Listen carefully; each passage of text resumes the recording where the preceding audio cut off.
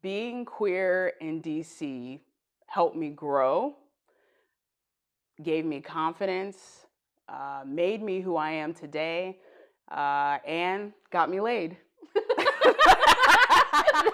perfect. It's all true. It's all true. I love it.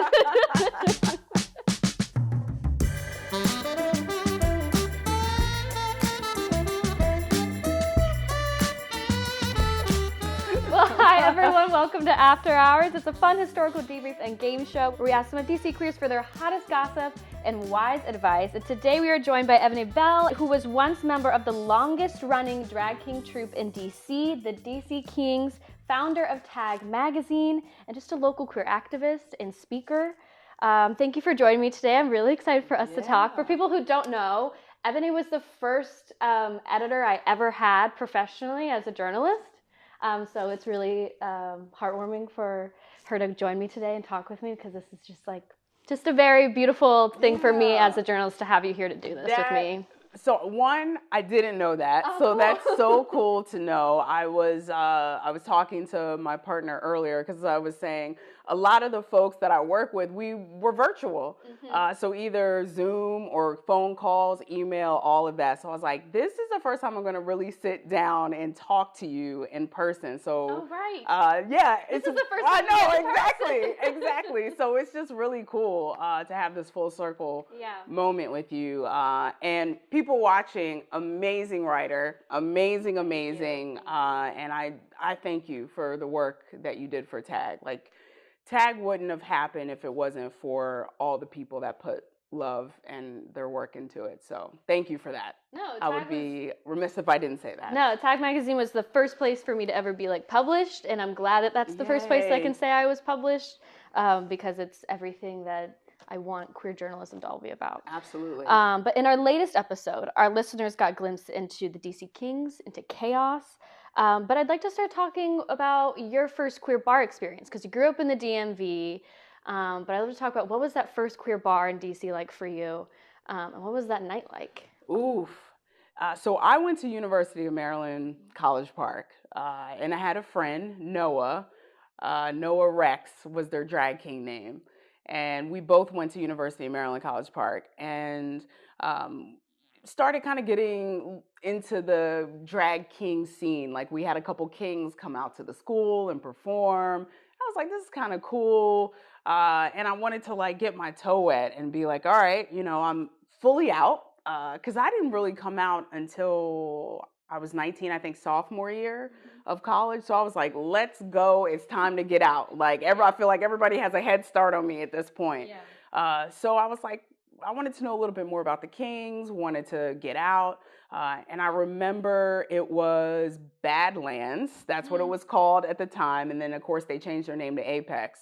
But my friend was like, come on, come with me. I was a little hesitant as well. And maybe that was just nerves or whatever. But I was like, let me check this out. And I mean, I feel like I can picture it now. Like, if somebody did a movie scene, I'm like, okay, I could direct it right now if I wanted to. But I remember walking in, and you kind of walk in, there's the ticket booth. You pay and you go to the left and you go out, and there's a bar to your left and there's a bar up a few flights of steps, not even flights, like a few steps. And I remember walking in, the place was packed, and it was their ladies' night. And there were kings performing. And I didn't realize how much people loved drag kings. But I remember literally stopping in my tracks and looking up at the bar, and it was Johnny Katz, I'll never forget it, who was the drag king that was on the bar. Because at the time, they didn't have a stage, so they literally performed on the bar where drinks were served. And I remember just stopping in my tracks and being in awe of the whole experience, not just Johnny Katz, but everything, looking around and finding my people, or looking at my people. There are more people that are like me, who look like me, identify, who are open and are experiencing this joy. Then also looking up at women who were, drag kings.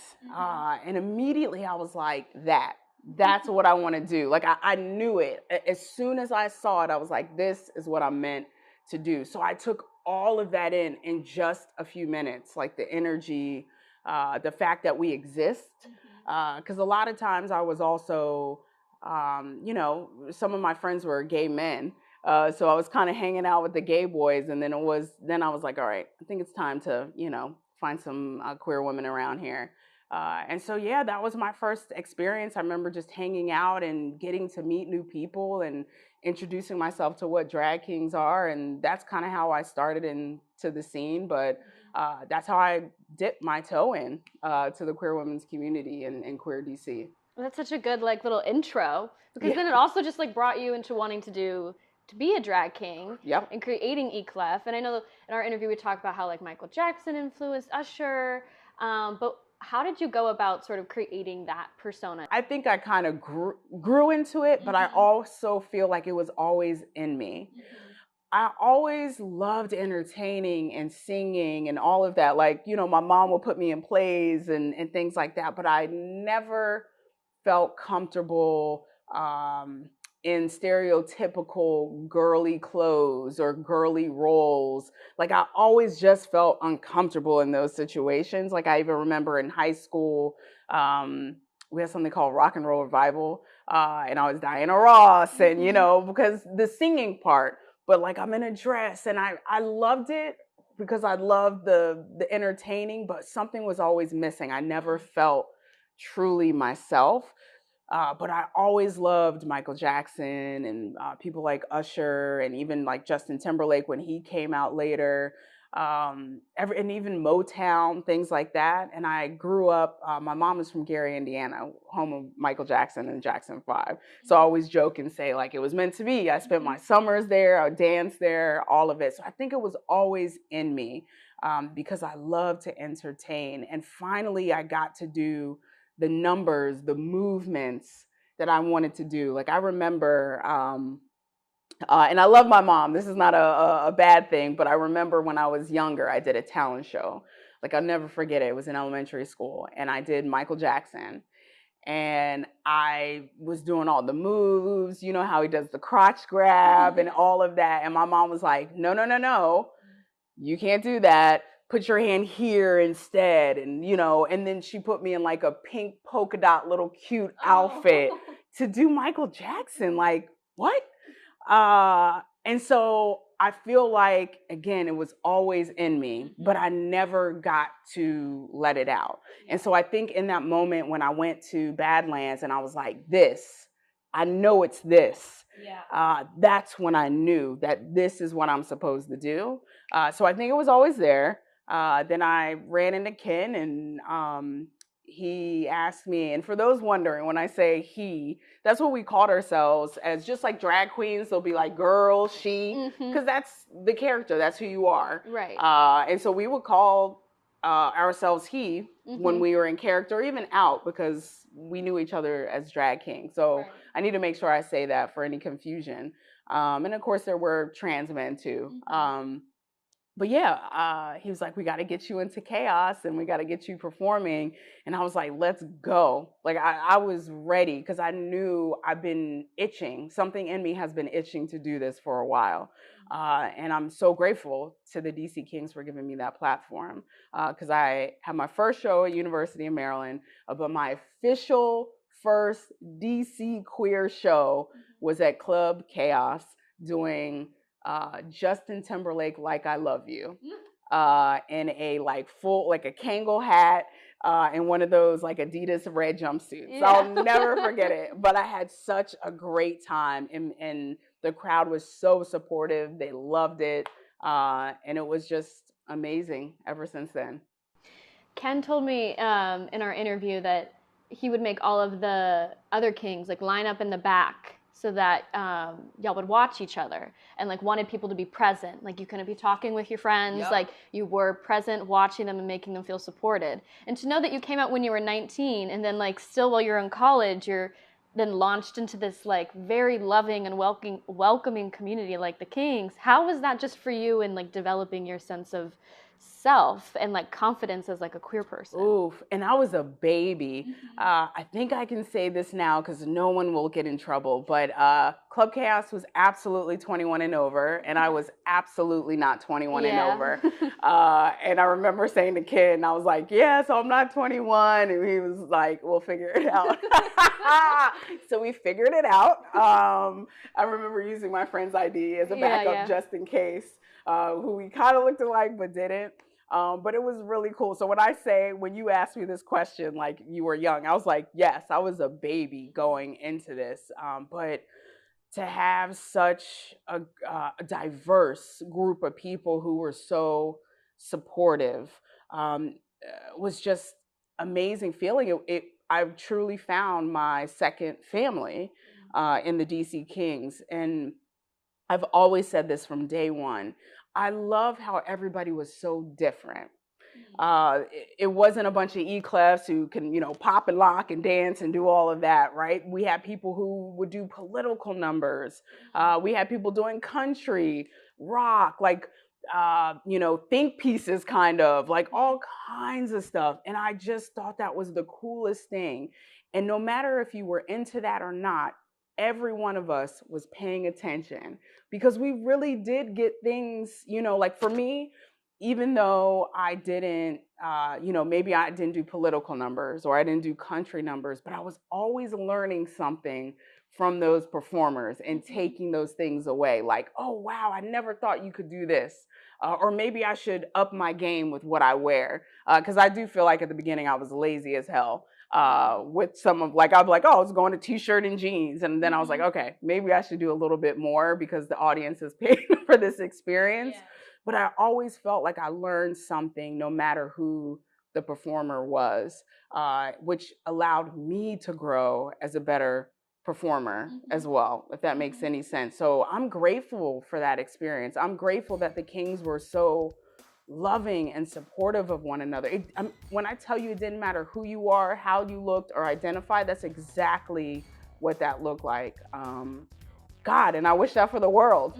I really, really do. I wish that for the world because it's such a great experience.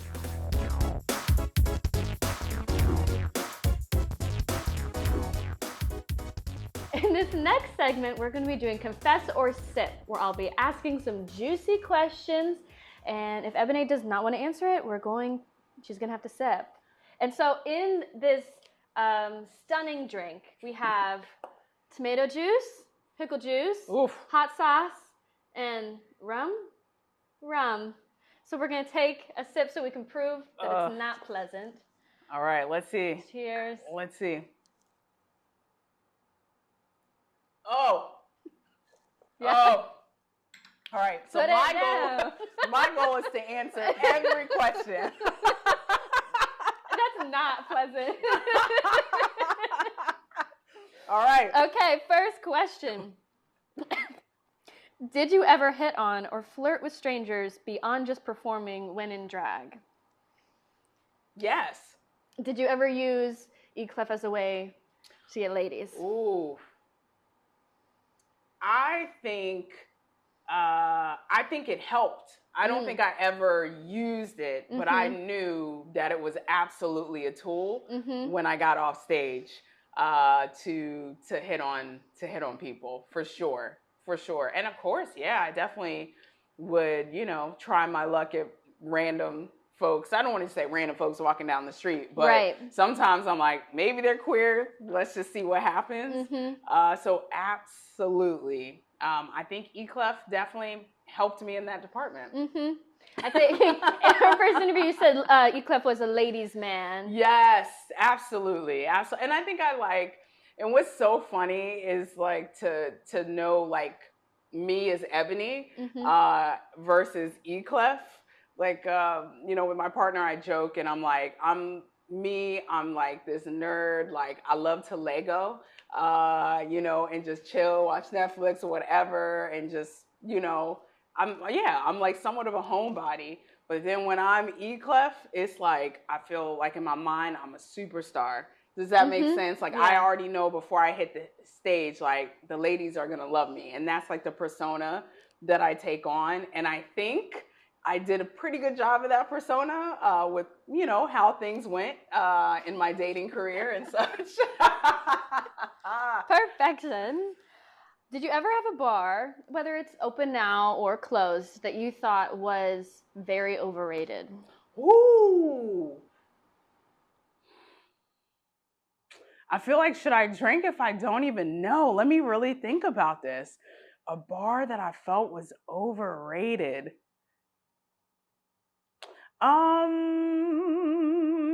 You know what? I don't know if I'm gonna get in trouble for this or not.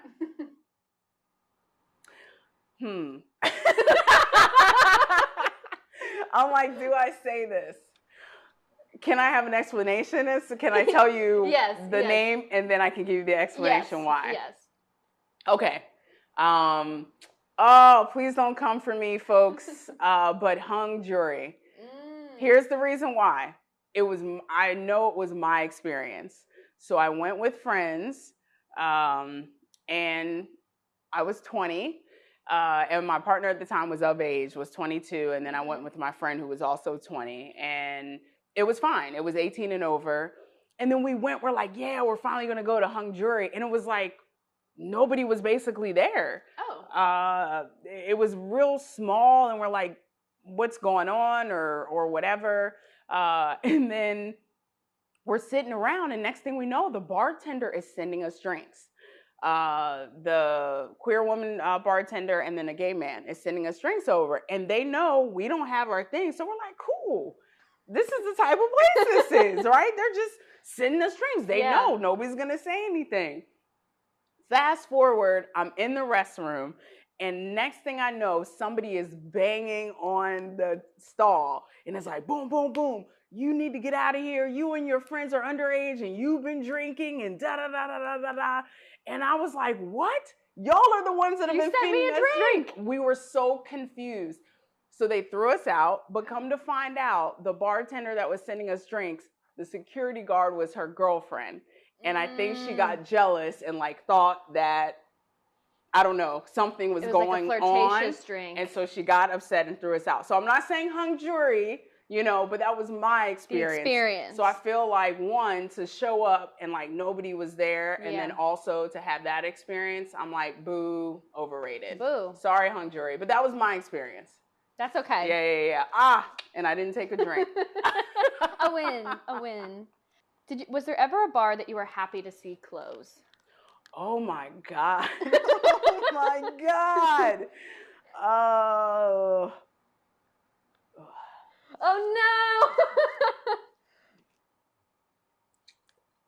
no. Woof. Next question. Okay.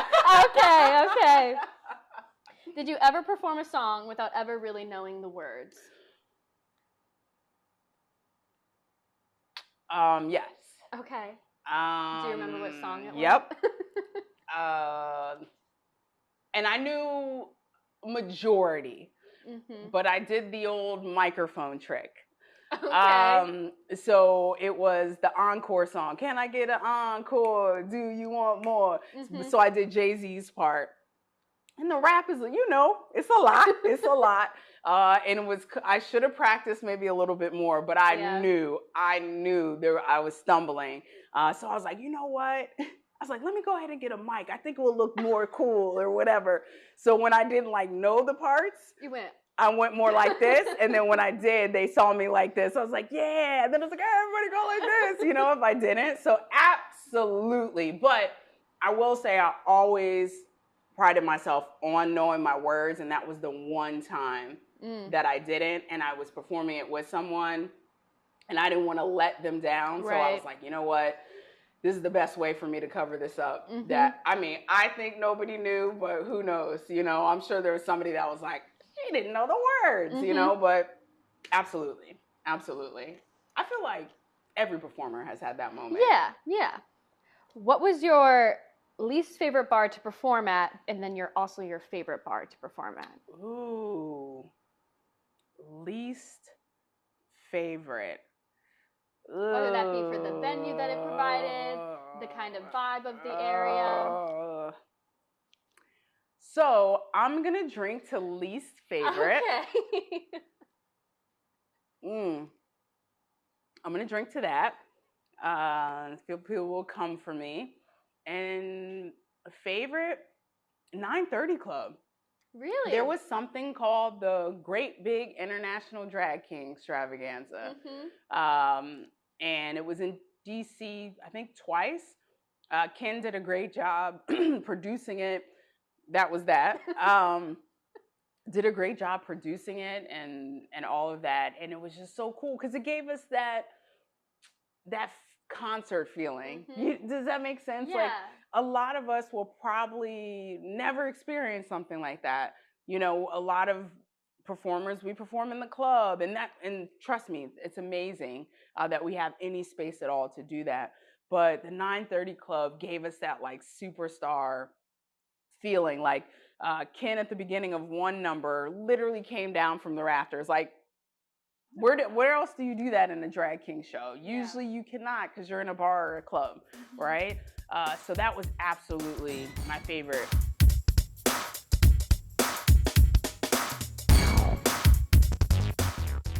In our last segment, I'm going to say a name of a queer bar, some that are closed, some that are open, and Ebony is going to describe them in 3 words. So, first one, chaos. Queer women madness. What was your favorite thing about chaos? Queer women. Yeah. Yeah. Was it just that one night that they had, or was it just always? No, Wednesday night was always Queer Women's Night. And so I'm joking, but for me, remember I was telling you that, you know, my first queer friends were gay men. So that's why I always joke and say I'm a gay man trapped in a lesbian's body. Because like the way I'm like, I'm giving a little bit of gay man energy. So when I say queer women, like I was just excited to be around people like me. You know what I mean? Yeah. Like as much as I'm joking about like, oh, getting the ladies or whatever, like I didn't even care about that. Just to be in the same space was absolutely amazing. Because let's be real, a lot of the stuff is like gay male heavy. Yeah. So to have a space cut out for us in general during that time was amazing. Okay, Badlands/Apex. Oof. Name changed a lot. Okay. How about Phase 1? Oh. Yeah. How do this one is a hard one for good reasons. A beautiful, safe space. What about Phase 1 was kind of so special? You know, women, really queer folks in general, couldn't be as out. I don't know if people realize that not having windows was on purpose. So people felt safe and people couldn't peer in or, you know, throw bricks through or whatever the case might be. Like all of that, the style of when you walk in and you still have that barrier, that was done on purpose. So I think in a way they knew they had to create a safe space. So I think they've always done that for women. And looking at pictures past and of course present, what I really liked it was a good diverse group of folks. Because a lot of times, from what I understand, a lot of these bars that they would be like, oh, it was so mixed, women, you know, men, trans folks, you know, however you looked, it was all of us. Because sometimes they didn't have a choice. You know what I mean? We can't be like, oh, I don't like this, bears are there, or, you know, the twinks are here, or whatever the case might be. They didn't have that privilege. They were like, they just wanted to meet people. And so for Phase 1 to create a space specifically for lesbians and queer women, I think that's what it's always been, but for different reasons. Obviously, early 2000s and on, you know, the world is a lot different. But I think it's still, Archer, who was the manager back then, did a really great job of listening to the audience and the needs and created fun nights and events. So there were folks who could geek out at karaoke and, Mm-hmm. you know, have a great time. And then later on, they did Jello wrestling. Because why not? Why do, you know, the bros always have to get the Jello wrestling Mm-hmm. girls? Why can't we have it? You know, like, so Phase Fest, we had talked about off camera, Yeah. but all kinds of things. And so I think they did a really good job of listening and creating that safe space. And I think it was always safe, just safe for different reasons. Mm-hmm. What did you how did it feel when you learned that it was like officially closing, like it wouldn't come back? I think at that time that was the last queer establishment that was on that block, what used to be known as the Gay Way, until As You Are in Little District opened. But for a little while, that was the only business there, and then it closed. And because it meant so much to like the queer, like the queer women community, what did that feel like for you? In full transparency, sad. I was sad and I was angry.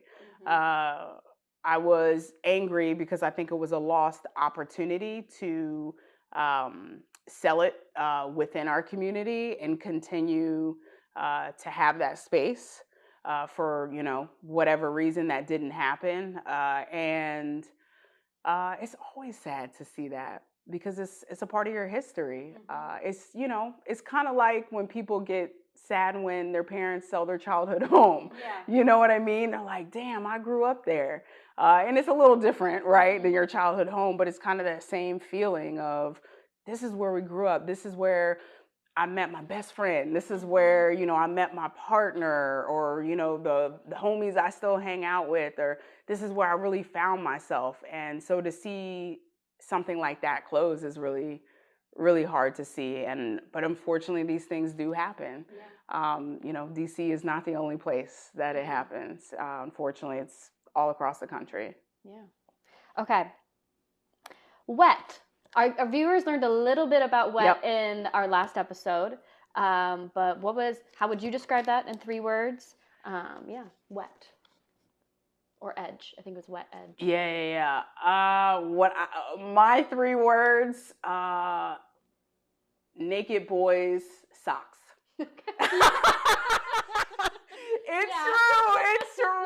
It's true. And that was my experience. Okay. I don't know whoever talked about wet. I mean, I can kind of explain. I feel like people can probably whatever. You had to put the money somewhere. And socks was a great place to do it. As You Are. Oh, they have a special place in my heart. Diversity embraced fully. I think they've done a very good job of that. They've done a brilliant job in creating a very safe, queer, welcoming place. Just the cafe, like sort of downstairs, but then like going upstairs. I think that's one of the first bars that like Ellie and I really went to in DC, and we're like, wow, this is like our queer space. And to see the different folks there, and then the different nights that they've created, you know, and this might be an old event. I'm not even quite sure, because they've done so many new things, but I know at some point they had a knitting club there and things like that. And I'm like, what a great idea, because so much of our nightlife is somewhat ageist as well, can be transphobic, can be racist, you know, there are tons of stories out there. And I feel like they've done a great job where I can see people of all ages and backgrounds and races in there, because they've created spaces that are more than just let's drink and party. Right.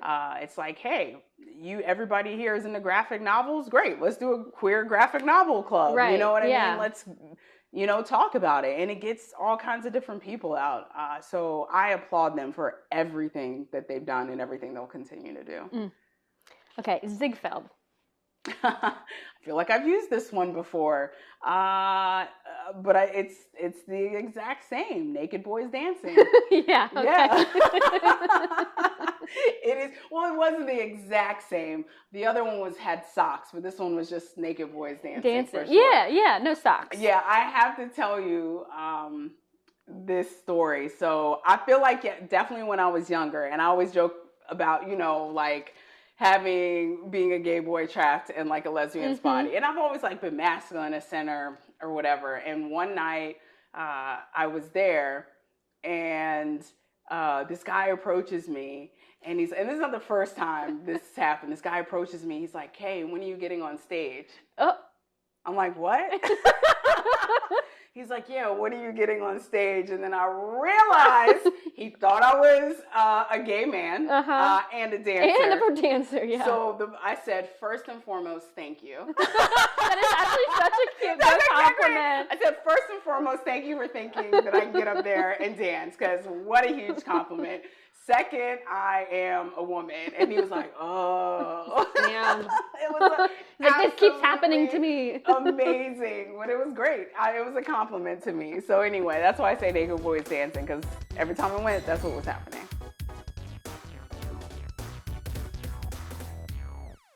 Thank you so much for being here. It was so fun to talk with you. So to send us home, Eboné is going to leave a voicemail on our landline, Fifi, talking about her favorite memory in D.C. Hey, so my favorite memory is the people. This is just an amazing reminder to you to don't forget the people that came before you. Know your queer history, whether that is tuning in to Queering the District podcast, Rainbow History Project, or just sitting down and getting to know your community. There are amazing people that came before you, and we should always honor them. Love you.